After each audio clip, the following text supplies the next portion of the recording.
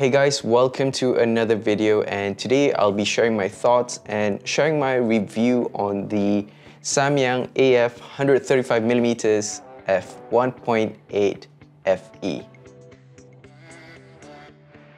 The first thing that I want to talk about the lens is in terms of its handling. And I did an unboxing video. If you haven't watched it, it's somewhere over there. If you've been following me for a while now, you know how I'm a fan of, small and light lenses. And of course, if you look at this lens, the first thing that comes to mind is that looks huge, and is it light? It looks heavy. And in fact, this is lighter than my 50mm f1.2. Yeah, it's lighter than this lens, and you can look at the size. Yeah, this is heavier, this is lighter. All right, Samyang chose a material that makes the overall weight not too heavy in the hand. Really, I can just go out and shoot in the streets without feeling tired in terms of the whole setup on my wrist.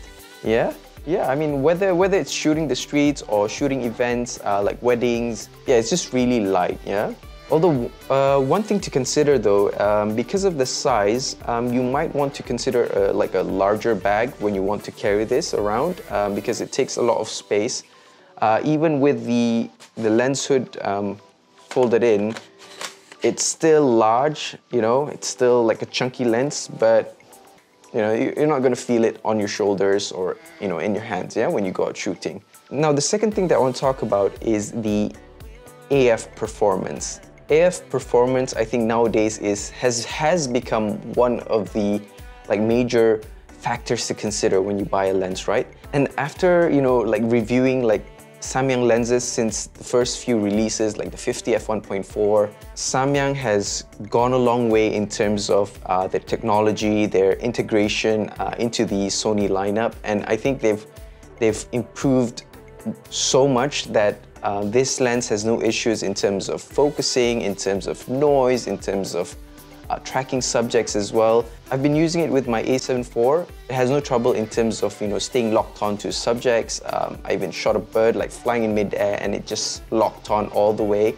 So I think it's up to date in terms of the AF performance with the latest bodies. Yeah, I think in that sense, for me, for the past few weeks, I've not faced any issues with the AF performance, whether it's in good lighting, in low light, during the shooting in the streets, shooting weddings. It's just performed really, and I can tell you now that the AF performance has come a long way for Samyang. Yeah, with better AF performance, I think we can focus more on enjoying our shoots and just composing our images and all that. So we don't have that issue, we don't have that worry at the back of our heads, like, oh, is it gonna miss focus? Is it gonna be sharp, and all that. And in terms of image, I think Samyang has been quite well known. Samyang has been known to produce lenses with character. I think that's one of the reasons that made me, I would say, love the images coming out from Samyang. It just, with the past releases.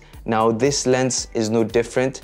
The images are sharp, it's tack sharp, and it's been compared to the 135G Master, which is known to be one of the sharpest lenses for Sony native lenses. And for this lens to be compared to one of the sharpest lenses out there, it just it's a statement from Samyang that that they can produce lenses of that quality as well, yeah? Besides the sharpness, in terms of chromatic aberration, I've not encountered any chromatic aberration so far. And the images, they just speak a lot of character, with that swirly bokeh and the background, it just melts away, and because I shoot a lot of weddings, usually with the 50G Master, to get more separation with the background when I shoot, a full body shot, it's very difficult. But with the 135mm, it's just really possible, and the subjects just pop, and it's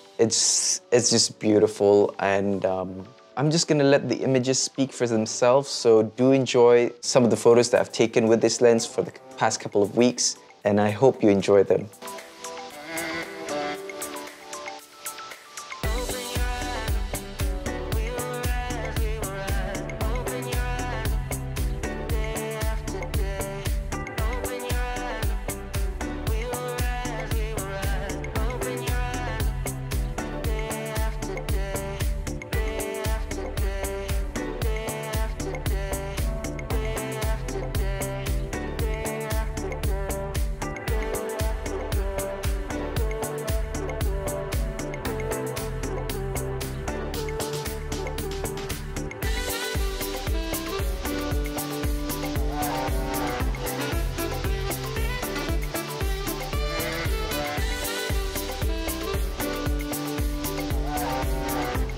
would say the final deciding factor whether I get that lens or not is the price. I think, whether the lens is like super awesome or it's like out of the world, but if I can't afford it, then, I'm not gonna buy it, right? But for this lens, we all know that, Samyang provides, the best price to performance.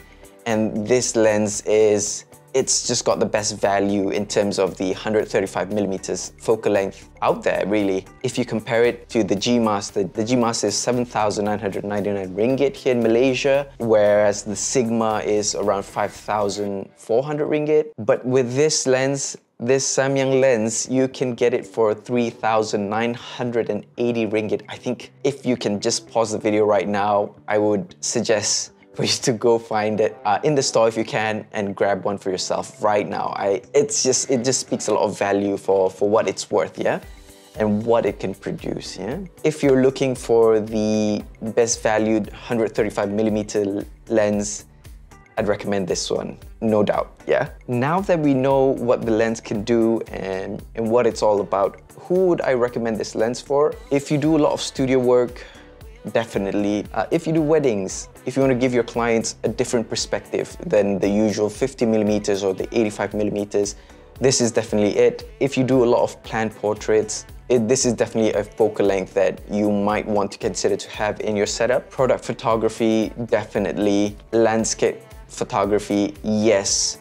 It gives you that compression. It has that f1.8 aperture, so if you want to shoot compressed landscape with some starry skies, it's possible with this lens. Basically, you can shoot a variety of things with this lens. It just depends on how you want to adjust to the perspective, yeah?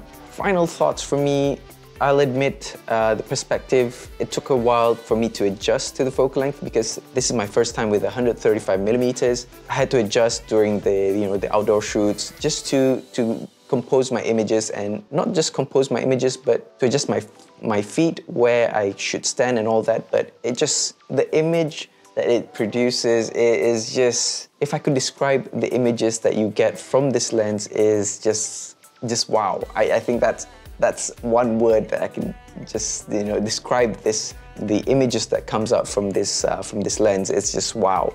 I really didn't know what to expect from it. But so far it has replaced my 70-180 from my setup, so I no longer bring this with me. Well, it depends on what I'm shooting, but it has been replacing my 70-180 for a couple of weeks now. The 135 is always in my bag, when I go shooting. I think you can't go wrong with this, and I personally recommend this lens. If you could test it anywhere, do give it a try. You'd be amazed by what the lens can produce. That's all for me today. I'd like to give a special shout out to Samyang Optics Malaysia for making today's video possible. If you haven't already, do consider subscribing to my little channel, and I'll see you in the next one, yeah? Bye-bye.